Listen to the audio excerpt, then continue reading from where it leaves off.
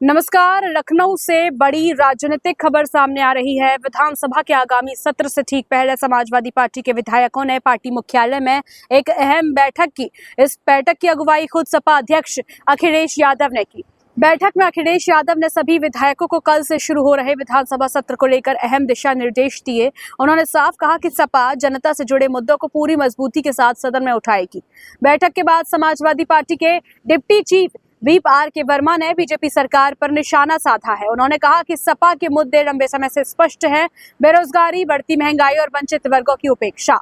R K. Verma ने कहा कि पार्टी का फोकस किसानों की आय बढ़ाने, मजदूरों की मजदूरी और रोजगार के अवसरों में सुधार पर है। उन्होंने आरोप लगाया कि इन मुद्दों से बचने के लिए बीजेपी सरकार ने शीतकालीन सत्र सिर्फ कुछ दिनों के लिए बुलाया है। सपा इन जन मुद्दों पर डटी रहेगी, जबकि सरकार उनसे बचने की कोशिश कर रही है।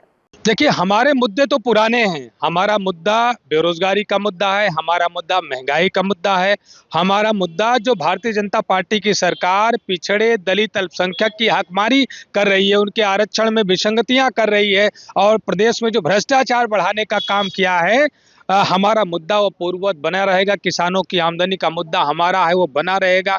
हमारा जो मजदूर है, मजदूरों की आमदनी कैसे बढ़ाई जाए, उनको रोजगार कैसे मिले, ये मुद्दा हमारा बना रहेगा। लेकिन भारतीय जनता पार्टी की सरकार इन मुद्दों से बचने के लिए शीतकालीन सत्र को महज 3 दिनों के लिए आहूत किया है। तो निश्चित रूप से हम लोग अपने मुद्दे पर कायम है, लेकिन भागने का काम भारतीय जनता पार्टी की सरकार करती है। वहीं दूसरी ओर सपा विधायक रविदास मेहरोत्रा ने भी सरकार पर निशाना साधते हुए कहा, आगामी विधानसभा सत्र सिर्फ 3 दिन 22, 23 और 24 तारीख का रखा गया है। हमने मांग की थी सत्र की अवधि बढ़ाई जाए, लेकिन सरकार ने इसे स्वीकार नहीं किया। उन्होंने बताया कि 22 तारीख वंदे मातरम पर चर्चा प्रस्तावित है, लेकिन इसके अलावा जनता की गंभीर समस्याओं पर पर्याप्त चर्चा नहीं दिया जा रहा। रविदास मेहरोत्रा ने कहा कि प्रदेश की जनता आज कई समस्याओं से जूझ रही है। उन्होंने आरोप लगाया कि सरकार इन मुद्दों से बच रही है और इसलिए सत्र को छोटा रखा गया है। कार्य मंत्रणा की आज बैठक थी और बैठक में 22, 23 और 24 केवल 3 दिन विधानसभा का सत्र चलेगा। हम लोगों ने मांग करी कि ये सत्र का कार्यकाल बढ़ाया जाए और 22 तारीख को पूरे दिन वंदे मातरम पर चर्चा होगी, लेकिन कार्य दिवस जो है बढ़ाने का सरकार ने जो हमारी मांग थी उसको स्वीकार नहीं किया।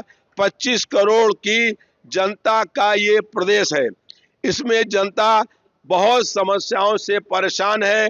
नशीली दवाएं बिक रही हैं, मासूम बच्चों की मौत हो रही है, कफ सिरप के नाम पर हजारों करोड़ रुपए का सरकार ने घोटाला किया है। कफ सिरप में स्वास्थ्य मंत्री से लेकर के 700 फर्जी कंपनियां बना करके जनता के साथ खिलवाड़ करने का काम किया है। बहुत सारे महंगाई, बेरोजगारी, भ्रष्टाचार, जनता परेशान है। उन तमाम मुद्दों को हम लोग चाहते हैं कि विधानसभा के सत्र में उस पर चर्चा हो, लेकिन सरकार चर्चा से भागना चाहती है। इसीलिए ये कार्य दिवस बहुत छोटा करने का काम सरकार ने किया है। केवल 3 दिन की विधानसभा का सत्र है। 1 दिन वंदे मातरम पर चर्चा होगी और 2 दिन में जनता की समस्याओं पर चर्चा होने का कुछ समय है जो पर्याप्त नहीं है।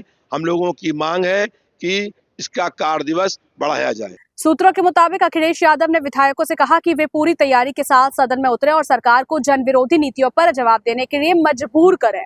कुल मिलाकर विधानसभा सत्र से पहले समाजवादी पार्टी पूरी तरह आक्रामक मूड में नजर आ रही है और आने वाले दिनों में सदन के भीतर तेज सियासी टकराव देखने को मिल सकता है। ऐसी राजनीतिक खबरों के लिए जुड़े रहिए, सब्सक्राइब कीजिए रॉयल बुलेटिन।